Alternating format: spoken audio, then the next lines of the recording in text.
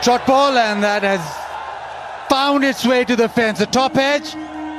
শামীম জাকেরের ব্যাটে challenging score বাংলাদেশের। দৈনিক সংবাদ দিগন্ত পত্রিকার নিয়মিত খেলাধুলার সংবাদের সাথে আমি ফারিয়া হাসান। শুরুতেই দারুণ বিপর্যয়ের মুখোমুখি হয়েছিল বাংলাদেশ। 0 রানে 2 উইকেট হারিয়েছিল টাইগাররা। এরপর 11 রানে তৃতীয়, 38 রানে চতুর্থ উইকেট এবং 53 রানে হারিয়েছিল পঞ্চম উইকেট। এরপরই হাল ধরেন জাকির আলী অনিক এবং শামীম হোসেন পাটোয়ারি। শেষ পর্যন্ত এ দুজনের ব্যাটে ভর করে শ্রীলঙ্কার সামনে 140 রানের লক্ষ্য দাঁড় করিয়েছে বাংলাদেশ। জাকির আলী অনিক এবং শামীম হোসেন পাটোয়ারি মিলে গড়েন অপরাজিত 86 রানের জুটি। 34 বলে জাকির আলী অনিক 41 রান এবং সমান বলে শামীম হোসেন পাটোয়ারির 42 রানই চ্যালেঞ্জিং স্কোর গড়ে তুলতে সহায়তা করে। টস জিতে বাংলাদেশকে ব্যাট করতে পাঠায় শ্রীলঙ্কান অধিনায়ক চারিত আশালঙ্কা। ব্যাট করতে নেমে প্রথম ওভারে নুয়ান থুসারার শেষ বলে বোল্ড হয়ে যান তানজিদ হাসান তামিম। পারভেজ হোসেন ইমন পরের ওভারের চতুর্থ বলে চারিমার দুষ্মন্তের বলে কুশল মেন্ডিসের হাতে ক্যাচ দিয়ে ফিরে যান। লিটন দাস এবং তাওহিদ হৃদয়ের জুটি বেশি দূর এগোতে পারেনি। 8 রান করে রান আউট হয়ে যান তাওহিদ হৃদয়। শেখ মেহেদী হাসান 7 বলে 9 রান করে আউট হয়ে যান। শেষ ব্যাটার হিসেবে 53 রানের মাথায় আউট হন লিটন। 26 বলে 28 রান করে আউট হন তিনি।